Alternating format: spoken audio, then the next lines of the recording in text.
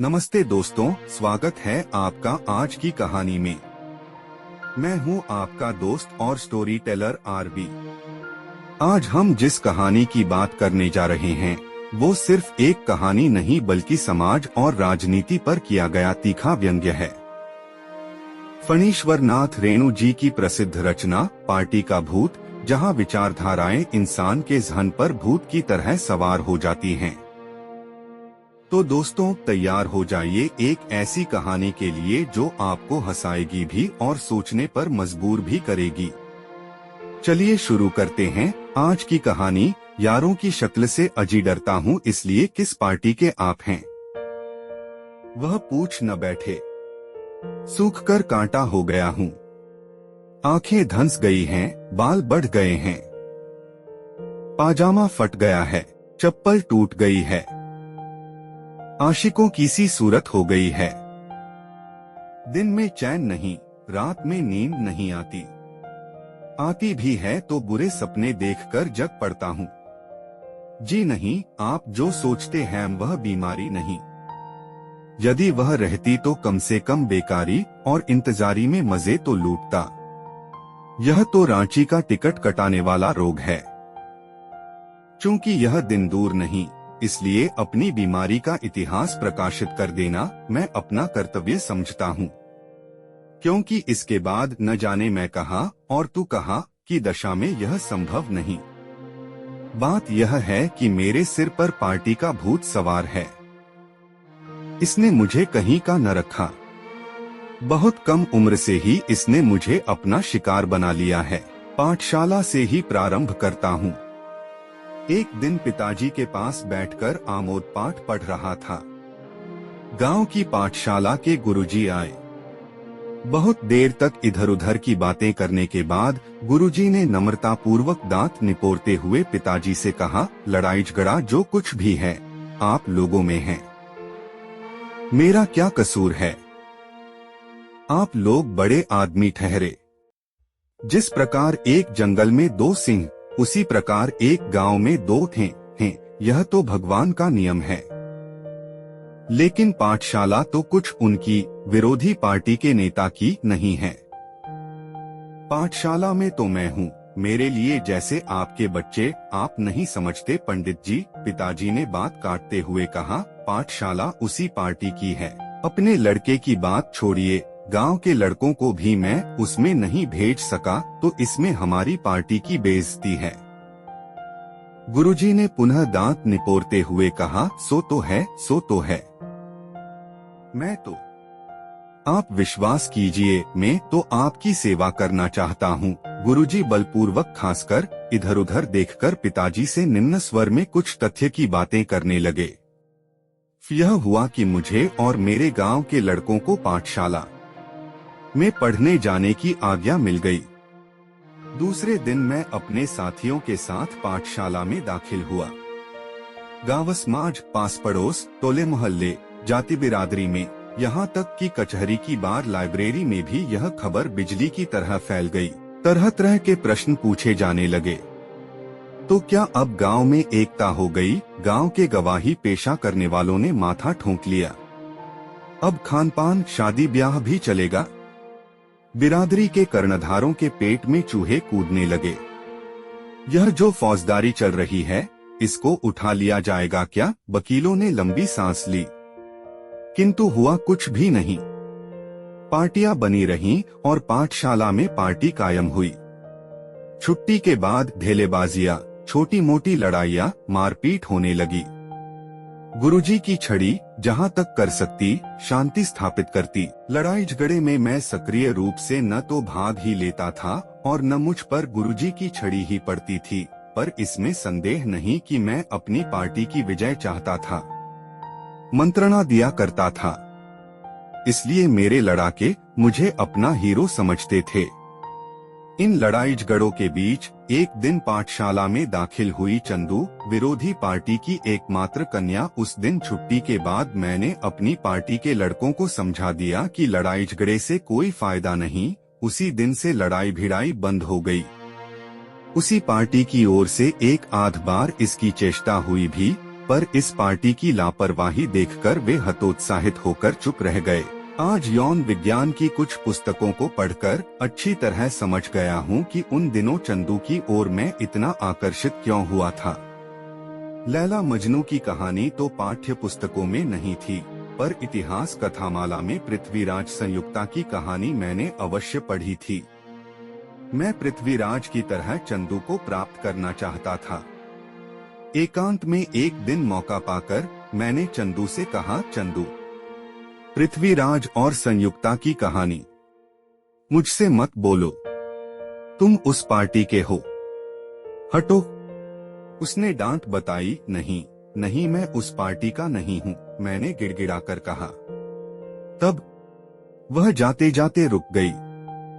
मैं तुम्हारी पार्टी का हूँ, मैंने कह दिया। सच? वह मेरे पास चली आई। मैंने उसका हाथ पकड़कर कहा, सच। फूल की झाड़ी में मेरी पार्टी का हट्टा कट्टा लड़ाकू रजना छिपा हुआ बैठा था।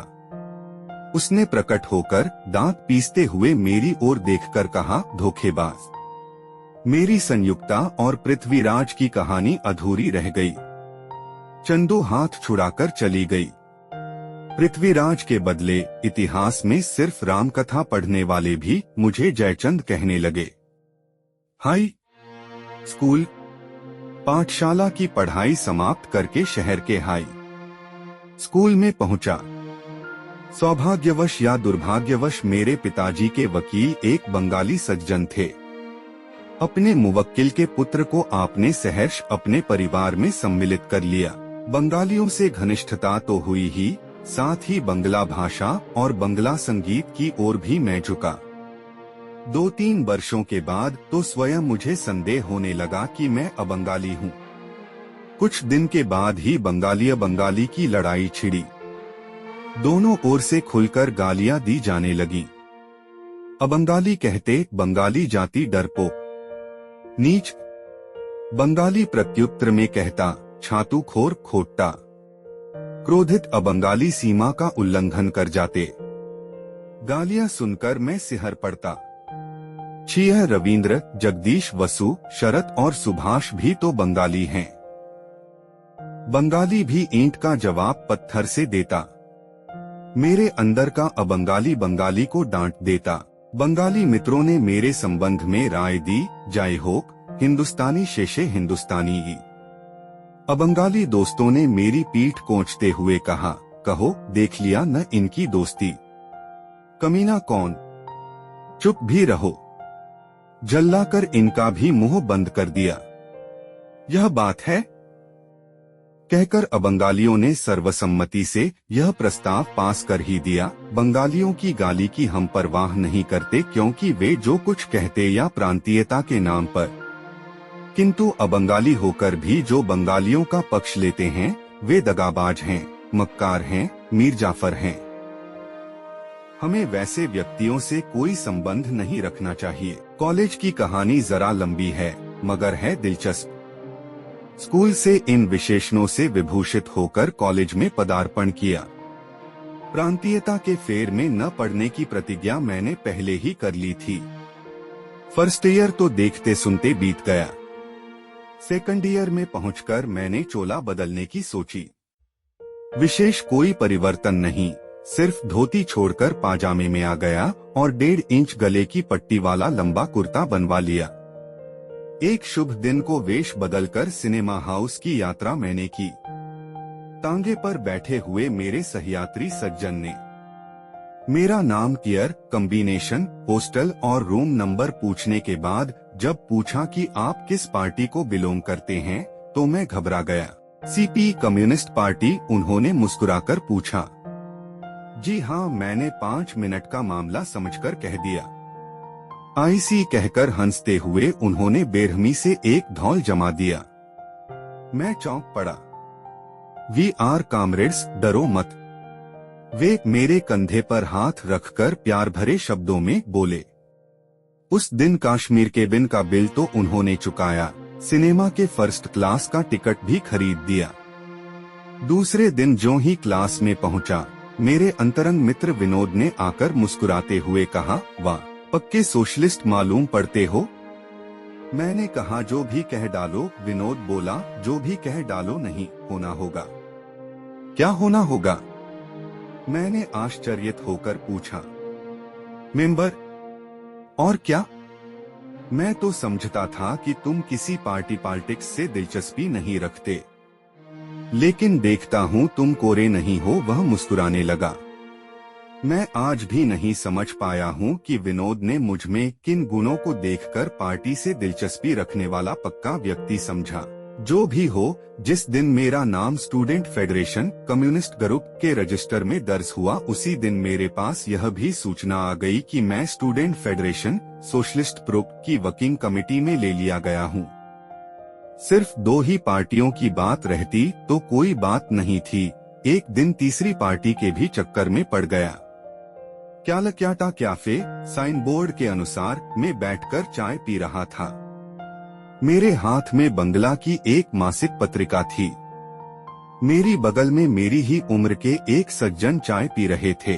उन्होंने कई बार मुझे और मेरी हाथ की पत्रिका को घूरकर देखा और अंत में पूछ ही लिया। अपनी बंगाली छातुखोर की उपाधि से बचने के लिए मैंने कह दिया, आगे हाँ।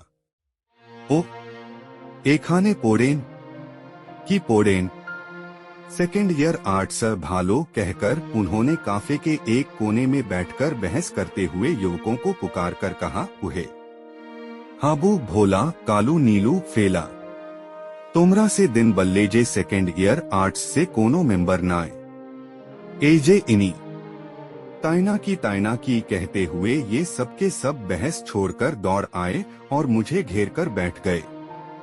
फिर चाय का आर्डर हुआ, बातें हुई, मिलने मिलाने के वादे हुए, ऑर्गेनाइज करने पर जोर दिया गया। सबसे मजे की बात तो यह रही कि मैं उन लोगों की पार्टी का नाम जाने बिना भी हाँ हाँ करता गया। उसमें से एक युवक ने बढ़कर मैनेजर से कुछ कहा, फिर मेरे पास आकर धीरे से बोला, आज धेके कंसेशन बुझलेन पार्टीर काफे तो एरा जान तो ना जे आपनी ब्लाकेर मेंबर।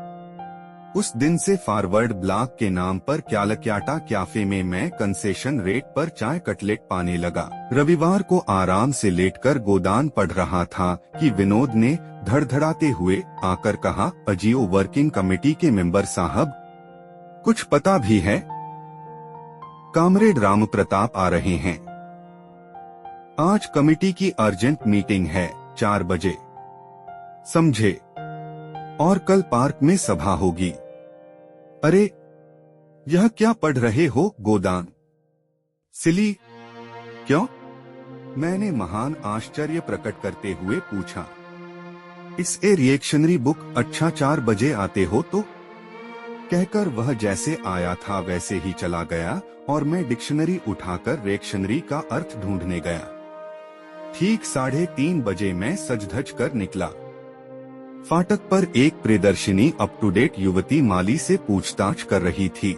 मैंने अपनी चप्पल से लेकर पंजाबी तक पर सरसरी निगाह डाल ली। माली ने मुझे देखते ही मेरी ओर दिखाकर कहा, वही हैं। वह मुस्कुराती हुई बढ़ी, मेरे पास आकर एक कामरेडी अभिवादन करके मेरे हाथ में एक पत्र देकर बोली, अर्जेंट लेटर। मैंने पत्र खोलकर पढ़ा, सोशलिस्ट लीडर राम प्रताप आ रहे हैं। अपनी पार्टी ने उसे 4 स्टेशन बढ़कर काला झंडा दिखाने का प्रस्ताव पास किया है। आप मिस रोस्सा के साथ अभी चले जाइए। कल सुबह से ही वहां के मेंबरों को लेकर प्लेटफार्म पर तैयार रहिएगा। पंजाब मेल के आते ही राम प्रताप मुर्दाबाद आदि पार्टी के नारों के साथ काला झंडा दिखा दीजिएगा। सेक्रेटरी। पत्र समाप्त करके मैंने प्रतिवाद के लिए आंखें जो उठाईं तो सारा शरीर पुलकित होकर रह गया। मैंने स्वप्न में भी कल्पना नहीं की थी कि मिस रोस्सा जैसी सुंदरी मेरी ओर कभी उस मोहक दृष्टि से देखेंगी। नेपोलियन एक आला दिमाग का आदमी था, मानना पड़ा। मैंने फिर एक बार आंखें उठाईं। वह मुस्कुराती हुई मिश्री से भी मधुर स्वर में बोली, चल रहे हैं न, चलिए। मैंने मस्ती में झूमते हुए कहा। तांगे पर बैठकर हम लोग स्टेशन की ओर चल पड़े। कुछ क्षण के लिए मानो मुझे होश हुआ यह मैं क्या करने जा रहा हूँ। जिनके लिए मेरे हृदय में अगाध श्रद्धा है, उन्हीं का अपमान, वह भी बेमतलब का। नहीं नहीं, यह मुझसे नहीं होने का। आप सिगरेट नहीं पीते? जी नहीं। मेरा ध्यान भंग हुआ। क्या सोच रहे थे कामरेड? उसने मेरी खो में आंखें डाल दी। सोच रहा था कि जी मैं कुछ नहीं सोच रहा था। मेरी आंखें बरबस झजक गई। जाइए, मैं नहीं विश्वास करती। आप सोच तो कुछ जरूर रहे थे। मुझसे मन की बात क्यों छिपाते हैं? खैर, आप जो भी सच रहे हो। क्या आप सिगरेट 1-10 नहीं पीते? जी एकदम माने एकदम नहीं। पीने का आदी यानी हैबिचुएटेड नहीं है तो पीजिए न, उसने अनुनयभरे स्वर में कहा। तांगे वाले ने उतरकर सिगरेट का टीन ला दिया। टीन काटकर अदा से मेरी ओर सिगरेट बढ़ाने और माचिस जलाने तक की क्रिया उन्होंने ही की। सिगरेट सुलगाकर मैंने पूछा, और आप? मैं नहीं पीती। किसी खास सिनेमा स्टार की तरह उसने बड़े अंदाज से गर्दन हिलाई। मैं मुंह बाएं देखता रहा। आपके आश्चर्यित होने का कारण मैं समझ रही है। बात यह है कि कई चीजों के संबंध में मेरी खास राय है। पूछिए तो कहूं कि मुद्रा बनाकर वह मुस्कुराती रही।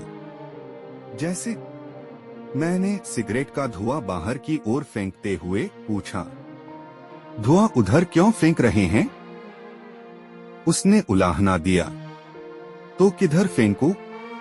नहीं, मेरी ओर फेंकिए, बच्चों की भांति वह मचलकर बोली। आपकी ओर? जी हाँ। मैंने अभी कहा न कि कुछ चीजों के संबंध में मैं खास राय रखता हूँ। सिगरेट को ही लीजिए न। मैं तो बिना सिगरेट के धुएं की सुगंध के पुरुषा के साथ की आशा भी नहीं कर सकती। सिगरेट पुरुषों के पीने की चीज है और उसका सुगंध स्त्रियों के उपभोग की चीज है। अपनी राय नंबर 1 को वह दड़क गंभीरता पूर्वक सुना गई। मैं सिगरेट की फिलॉसफी में इब्किया लेने लगा। दुनिया को भूल गया। वह फिर बोली, और दूसरी राय मैं नहीं बताती। मैं रूठ गई। मनाओ साजन की मुद्रा उसने बनाई।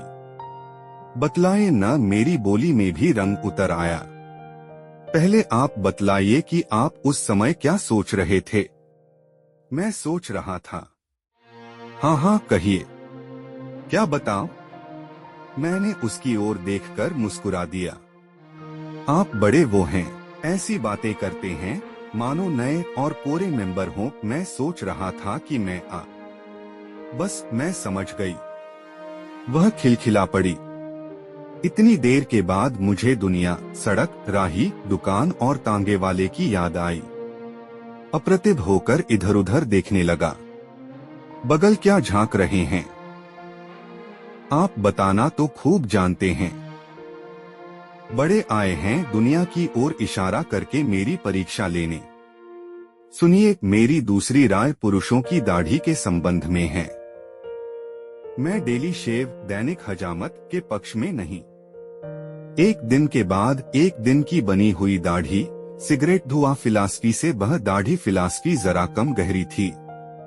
मैं गड़ाप से जमीन तक पहुंच गया। मेरे मुंह से निकल ही पड़ा, माई गॉड।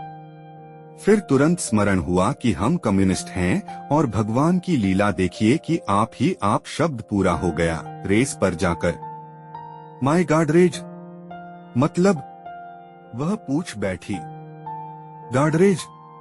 गाडरेज नंबर 1, चाबी ट्रेडमार्क, स्वदेशी यानी गाडरेज शेविंग स्टिक। मैंने अपनी हाजिर जवाबी के लिए मन ही मन भगवान को धन्यवाद दिया। ओह, दाढ़ी बनाने की बात सुनकर आपको शेविंग स्टिक की बात याद आ गई। क्या आप गाडरेज यूज करते हैं? जी, मैंने थककर संक्षिप्त उत्तर दिया। लेकिन तांगा स्टेशन पर पहुंच चुका था। तांगे वाले ने टोका, हुजूर, गाड़ी प्लेटफार्म पर लग गई। ट्रेन में बैठकर कुली को पैसे देने के पहले उन्होंने सिगरेट का टीन मेरी ओर बढ़ाया। गाड़ी ने सीटी दी और मैंने भक्त से खिड़की के बाहर धुआं फेंका तथा अपनी गलती के लिए आंखों से ही क्षमा मांगकर लगातार 4-5 बार उनके चेहरे पर धुएं का गुब्बारा फेंक दिया। उसकी आंखें धुएं के मीठे अत्याचार को सहती हुई झिप गई, पर उसकी लंबी नुकीली नाक पुलकित होकर सिगरेट सौरभ उपभोग करती रही। दूसरे दिन प्रातःकाल गाड़ी आकर प्लेटफार्म पर लगी और मैंने अपनी पार्टी के 2 दर्जन मेंबरों, जिनमें अधिकांश किशोर और किशोरियां थी, के साथ नारा लगा ही दिया, राम प्रताप मुर्दाबाद। काले झंडों से प्लेटफार्म भर गया। राम प्रताप कांग्रेस का पुछल्ला। यह नारा मिस रोस्सा ने लगाया। राम प्रताप कांग्रेस का दुम। मैंने इसका हिंदुस्तानी अनुवाद कर दिया। यह तो नारा लगाने और झंडा दिखाने की बात थी, मिस रोस्सा के इशारे पर, जो मैं किसी की गर्दन तक मरोड़ सकता था। एक से एक वजनी नारे लग रहे थे कि पग कंपार्टमेंट का दरवाजा खुला। भव्य ललाट और प्रभावोत्पादक व्यक्तित्व लिए एयर व्यक्ति दरवाजे के पास आकर खड़ा हो गया तथा मंद मंद मुस्काने लगा। उस मुस्कान को पवित्र मुस्कान कह सकते हैं। यही है, रोस्सा बोली। राम प्रताप मुर्दाबाद। रोस्सा ने नारा लगाया। मैंने क्या दोहराया, यह मेरी समझ में नहीं आया। गाड़ी चल पड़ी। वह व्यक्ति उसी तरह मुस्काता खड़ा रहा, लेकिन चेहरे पर जरा भी शिकन। मैं कह ही रहा था कि रोस्सा बात काट कर बोली, अरे गांधी का चेला है न। सब पोपबाजी गांधी से इन लोगों ने सीखी है। जूते खाकर मुस्कुराना। हिस रंगे सियार बड़े चले हैं समाजवादी बनने, क्रांति करेंगे। ढोंगी। हॉस्टल पहुंचने के बाद मैं 2 बातों की आशंका कर रहा था। प्रथम, विनोद से मैत्री विच्छेद की। दूसरे, इस पार्टी की ओर से अपने नाम रटीस्टाई छपी छपाई गालियों की। कुछ हो जाता तो कम से कम पिंड छूटने की उम्मीद थी, पर हुआ कुछ भी नहीं। विनोद ने आकर अनुपस्थिति के लिए उलाहना भर दिया और घंटों सभा की सफलता की बातें करता रहा। 1-2 महीने तक यही रवैया जारी रहा। कभी कभी तो पढ़ाई लिखाई छोड़कर भाग जाने की इच्छा होती। एक ही साथ 3-3 पार्टियों का मेंबर होकर आखिर कब तक कोई अपनी इज्जत को सलामत रख सकता है। कलकत्ता काफे के कंसेशन और क्रेडिट के आगे सभी पार्टियों को कुर्बान करने जाता तो मिस रोस्सा की रसभरी आंखें राह रोककर खड़ी हो जाती। एक दिन ब्लॉक के एक मेंबर ने मुझे एकांत में ले जाकर एक बंगला हैंड बिल दिया और उसका हिंदी अनुवाद करने का भार सौंप दिया। मैंने अनुवाद कर दिया। रात भर में ही उसकी छपाई सफाई भी हो गई। दूसरे दिन सुबह सुबह मैं चौक से वापस आ रहा था। तांगा रोककर हैंड बिल का 2 गट्ठर मुझे चुपचाप सुपुर्द कर दिया गया। बंटवाना भी पड़ेगा। बांटने वाले न मिलें तो खुद बांटना भी पड़ेगा, यह था पार्टी का आदेश। एक जमाना था जबकि माता पिता के आदेश को विशेष महत्व दिया जाता था। माता पिता के आदेश पर लोग जंगल की खाक तक छानते थे, पर इस वैज्ञानिक युग में पार्टी के आदेश को ही विशेष महत्व दिया गया है। माता पिता की आज्ञा का उल्लंघन करना तो क्रांतिकारियों का धर्म ही है। सो इन पर्चों में गर्मागर्म बातें हो या एटम बम हो, बांटना या बंटवाना पड़ेगा ही। तांगा दूसरे चौराहे के पास भी नहीं पहुंचा था कि किसी की मीठी पुकार सुनाई पड़ी, कामरे मिस रोस्सा। वह अपने तांगे पर से उतरकर मेरे तांगे पर आ गई, मानो मेरे ही लिए जोगंसी वन वन भटक रही थी।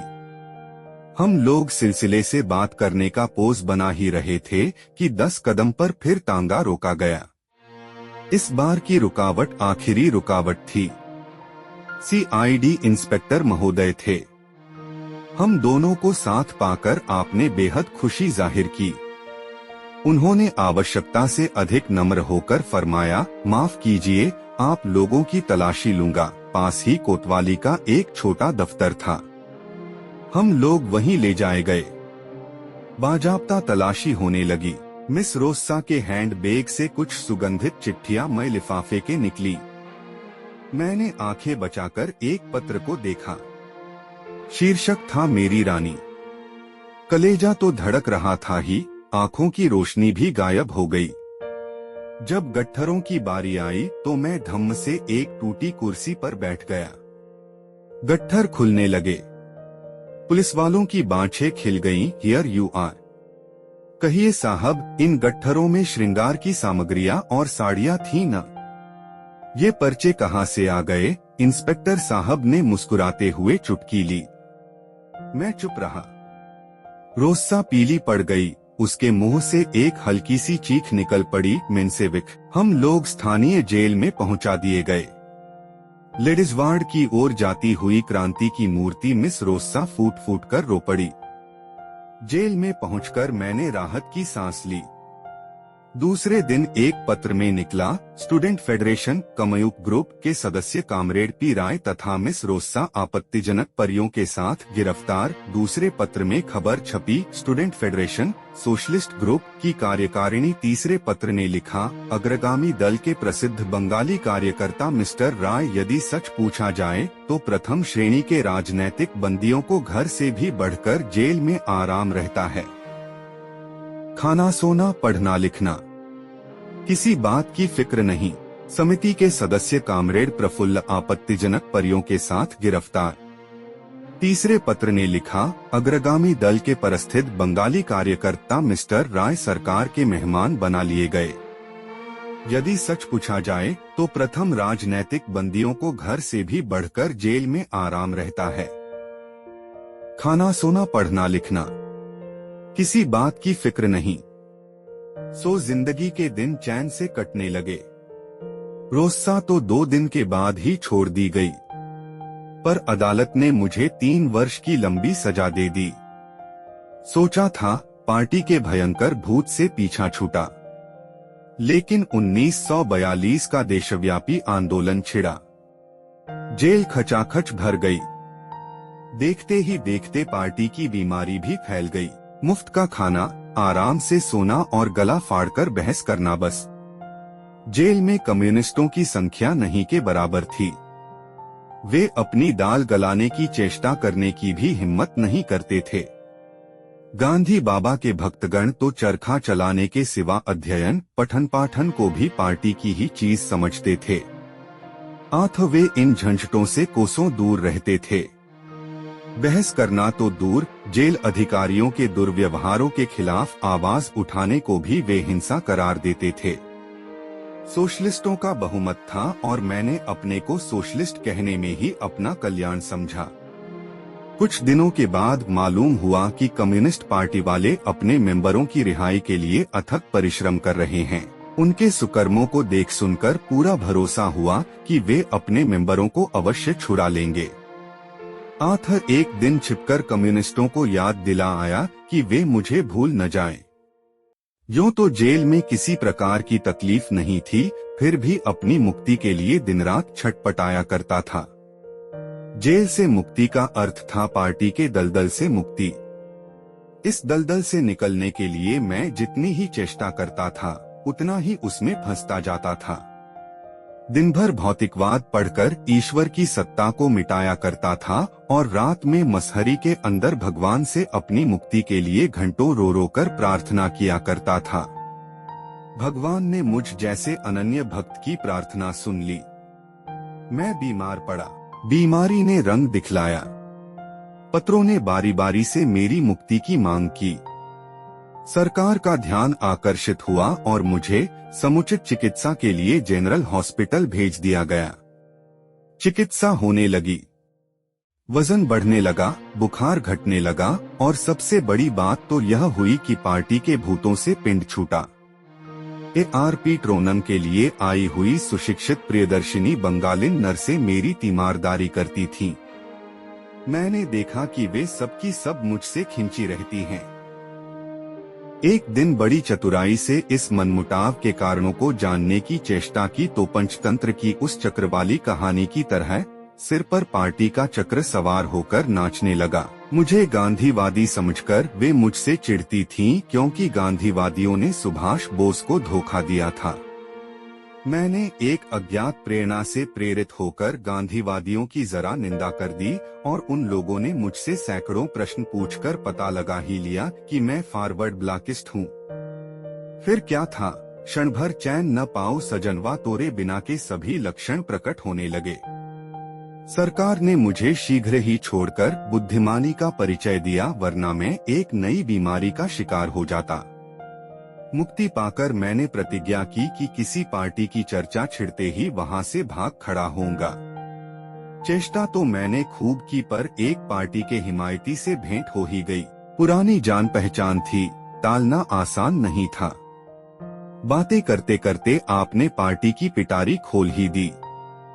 बंबई योजना के विरुद्ध राय योजना का घोषणा पत्र मेरे हाथ में देते हुए आपने फरमाया, देखिए यह रही कामरेड राय की योजना। बहस करने से ही कैंस जाने की पूरी आशंका थी और अपनी राय दिए गिना रायस्ट महोदय से पल्ला छूटने की आशा नहीं। मेरे मुंह से अच्छी है सुनकर ही आपने दम लिया। घर पहुंचते पहुंचते ही मैंने पत्रों में पढ़ा, कामरेड प्रफुल्ल ने रिहा होकर बंबई योजना पर वक्तव्य देते हुए बताया कि यह शोषकों की योजना है।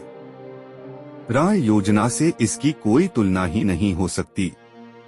राय योजना सही अर्थों में शोषितों की योजना है। पढ़ाई लिखाई की तो इतिश्री हो ही गई थी, घर वालों ने शादी का राग अलापना शुरू कर दिया। जेल जाने के पहले तो कन्या पक्ष वालों का तांता लगा रहता था, मैं एक कीमती सौदा समझा जाता था। किंतु अब तो लोग मुझ जैसे बेमतलब जेल चले जाने वाले को लड़की देना और लड़की को कुएं में डाल देना बराबर था। माँ और पिताजी की आरजू मिन्नतों को मानकर मैंने अपनी राय दे दी। बुलाहट हुई, सजधज कर पहुंचा एक दिन। भावी जामाता के अनुकूल ही आवभगत हुई। कन्या के पिता आधुनिक विचारों के कायल थे और वर्तमान संसार में रखते थे। कन्या देखने दिखाने के बाद उन्होंने संसार की राजनीति पर भाषण देना कुछ अपनी भी राय शुरू कर दिया। वे सुना रहे थे, मैं सुन रहा था। कुछ देर के बाद मैंने अनुभव किया कि पर्दे के उस पार खड़ी जनता मेरा प्रवचन सुनने को अधीर हो रही है। मैंने सोचा कि कहीं ऐसा न हो कि मुझे हामेहा मिलाने वाला समझकर लोग छांट दें। अपनी भावी पत्नी को देखकर मैंने कल्पना के संसार में नए डिजाइन के कितने बंगले बना डाले थे। मुझे मैदाने जंग में उतरना ही पड़ा। बातों का सिलसिला क्विट इंडिया तक पहुंच चुका था। मेरे भावी ससुर की राय थी कि कांग्रेस ने क्विट इंडिया प्रस्ताव पास करके बच्चों की सी गलती की। मुझे इसका विरोध करना ही पड़ा। वातावरण गर्म हो गया। पर्दे के उस पार की गर्मी का भी मैंने अनुभव किया। मेरी आवाज चौगनी हो गई और मैंने यहाँ तक कह डाला कि हमारी मंजिल अब दूर नहीं। 1942 के बाद देश ने, सुनिए, मेरे एकमात्र भावी साले साहब ने अपनी कोठरी से निकलकर मके रोका। मैंने उनकी जवानी पर विश्वास करते हुए कहा, कहिए मोहन बाबू, मैं गलत कह रहा हूँ। वे बैठ गए और बड़ी गंभीरता पूर्वक बोलने लगे, देखिए प्रफुल्ल बाबू, अब तक मैं चुपचाप आपकी बातें सुनता रहा। जहाँ तक मेरी शक्ति थी मैंने अपनी आत्मपा को धोखा दिया, यानी अपने को रोके रहा। लेकिन बातें यहाँ तक बढ़ गईं कि चुपचाप रहना मैंने सरासर नमकहरामी समझी। जरूर, अवश्य, मैंने उत्साहित होकर कहा। आपने अंतिम कई बातें ऐसी कही हैं कि जो सोशलिस्टों की बातें हैं और एकदम भारत रक्षा कानून में आ जाती हैं। मेरा जहां तक अनुमान है कि आप किसी की ड्यूटी की महत्ता को अवश्य महसूस करते होंगे। इस अवस्था में भी मैं अपनी ड्यूटी नहीं बजा रहा हूं, यह मेरी नमकहरामी के सिवाय और कुछ नहीं। तो वे अपने पिता के सिगरेट केस से एक सिगरेट निकालकर सुलगाने लगे। वृद्ध ने मुस्कुराते हुए मेरी ओर देखकर कहा, वास्तव में यह पहला मौका है कि मैंने लल्लू को गम खाते देखा। किस मुंह से बोलते हैं? पर्दे के उस पार से आवाज आई, लड़के की नई नौकरी है, तरक्की के लिए कोशिश करना तो दूर, बैठे बिठाए बमवालों से रिश्ता जोड़कर नौकरी भी ले डूबने की तैयारी कर रहे हैं। मेरी लड़की कुंवारी रहेगी, नहीं चाहिए मुझे ऐसा रिश्ता। संभवतः यह मेरी सास साहिबा की क्रुद्ध वाणी थी। मेरी समझ आया कि माजरा क्या है। मुझे तुरंत ही समझा दिया गया कि मोहन बाबू को खुफिया विभाग में नौकरी मिल गई है 1943 से। यह उनके दास जीवन में पहला मौका था कि वे अपनी आंख कान से देख सुनकर भी भारत रक्षा विधान के मुजरिम को छोड़ रहे थे। मेरे साथ उन्होंने इतनी सी रियायत अवश्य की कि मुझे 2 घंटे का समय दिया। मैंने सिर्फ 15 मिनट में ही तैयार होकर उनका घर तो क्विट कर ही दिया, साथ ही शादी की रही सी आशा को खिड़की पर खड़ी दयनीय मुद्रा बनाकर देखती रही। उसकी बड़ी बड़ी आंखों में आंसू स्पष्ट दिखाई पड़ रहे थे, पर एक लंबी सांस छोड़कर वापस आने के सिवाय और चारा ही क्या था। इस छोटे से व्यापारिक कस्बे को पार्टी पॉलिटिक्स से परे समझकर मैंने यहाँ एक ओटीसी नौकरी कर ली, किंतु अब आटे दाल का भाव मालूम हो रहा है। यहाँ तो कैट-दो पार्टियों हैं। अपने को किसी पार्टी से अलग रखकर एक कदम भी चलना मुश्किल है। महाशय कसे जरा हैंस कर बात कर ली कि मिस्टर ख की आंखों में चढ़ जाता है। पंडित ग के यहाँ ट्यूशन करने जाता हूँ तो मुंशी घ मुंह फुला लेते हैं। श्रीमांत एक मिल मालिक हैं। एक दिन मैंने उनका निमंत्रण स्वीकार कर उनके यहाँ जरा खीर क्या चख ली। कार्ल मार्क्स का सारा कैपिटल कलंकित हो गया। बड़ी बड़ी दुकानों की बात तो जाने दीजिए, फेरी लगाने वालों की भी पार्टी है। एक दिन बाजारे से सिगरेट अचानक गायब हो गया। सिगरेट पीने वाले लोहे की दुकानों में भी सिगरेट तलाश करते पाए जाते थे। मैंने अपने चाय और सिगरेट दाता श्री शिवजी से पूछा कि भाई तुम कहाँ से सिगरेट ले आते हो? तो उसने दांत निपोड़ कर कहा, जी अपनी पार्टी के लोगों के लिए क्या करें? हे ब्लैक मार्केट से। समझने में देर नहीं लगी कि पार्टी की बदौलत ही मैं सिगरेट पी रहा हूँ और मैं उसकी पार्टी का ही हूँ। जब से कांग्रेस ने चुनाव लड़ने की घोषणा की है, यार लोग रंग बदल रहे हैं। जिन्होंने सरकार बहादुर के सामने प्रतिज्ञा की थी कि कभी किसी पार्टी में भाग नहीं लूंगा, उन्होंने भी 1942 की धुली हुई बक्स में बंद गांधी टोपी निकालकर पहनना शुरू कर दिया। कांग्रेस शब्द को उच्चारण करने के पहले जो इधर उधर देख लेते थे, वे ही आज राह रोककर चुनाव की चर्चा करने लग गए हैं। मैं भी अब अपने को किसी पार्टी का घोषित कर सकता हूँ। कम्युनिस्टों से मेरी कोई दिलचस्पी नहीं रह गई, क्योंकि मिस रोस्सा ने एक अमेरिकन सैनिक से शादी करके अपने अंतर्राष्ट्रीय सिद्धांत को कार्य में परिणत कर दिया है। सोशलिस्टों को लोग दामन पसार कर दुआएं दे ही रहे हैं। ब्लॉक और कांग्रेस में कोई मतभेद अब रहा ही नहीं। रास्ता साफ है। लेकिन पार्टी की चर्चा छिड़ते ही हृदय की गति बंद होने को हो जाती है। दिमाग चक्कर खाने लगता है। कुछ स्थिर भी करूं तो कैसे दिन भर में 1000 बार प्रश्न पूछे जाते हैं। मैं ड और ढ दोनों इस बार कांग्रेस के टिकट पर खड़े होने की सोच रहे हैं। आपकी राय में दोनों में से कौन फिट है? मिस्टर म पर तो अनुशासन की कार्रवाई हुई थी। सुनते हैं? राजा साहब कांग्रेस के विरोध में खड़े हो रहे हैं। अरे साहब, श्रीयुत श तो हिंदू सभा के टिकट पर खड़े होंगे। वे तो आपके घनिष्ठ मित्र हैं, मदद तो करनी ही पड़ेगी आदि आदि। मैं एकदम चुप्पी साध लेता हूँ। मेरी चुप्पी को इतना महत्व दिया जाने लगा है कि प्रत्येक पार्टी के मेंबर मुझे अपनी विरोधी पार्टी का भेद जानने वाला समझने लगे हैं। नाकों में दम है। मैं सभी पार्टियों का हूँ, मैं किसी भी पार्टी का नहीं है। बिसन एक पार्टी को वर्ण किए बिना गुजर नहीं, पर जब प्रश्न उठता है कि किसको, तो सिर चक्कर खाकर रह जाता है। दिन में चैन नहीं, रात में नींद नहीं आती। आती भी है तो बुरे सपने देखने लगता हूँ। देखता हूँ कि मैं सड़क पर भागा जा रहा हूँ। शहर के आवारा लड़के में पीछे टीन बजा-बजाकर दौड़ रहे हैं। सब चिल्ला रहे हैं, आप किस पार्टी के?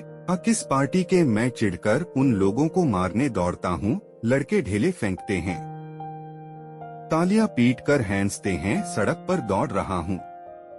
दर्जी चिल्लाकर कहता है, सड़क क पार्टी की है, सड़क छोड़कर पगडंडी पकड़ लेता हूँ। नाई आवाज देता है, पगडंडी ख पार्टी की। पगडंडी छोड़कर नाले में गिर पड़ता हूँ। चौकी पर से नीचे गिरकर नींद टूट जाती है। उठने की शक्ति शेष नहीं रह जाती है। काला ज्वर से पीड़ित सेवक बुद्धन किसी तरह उठाकर चौकी पर बैठा देता है। सांत्वना देता यह कुछ नहीं है।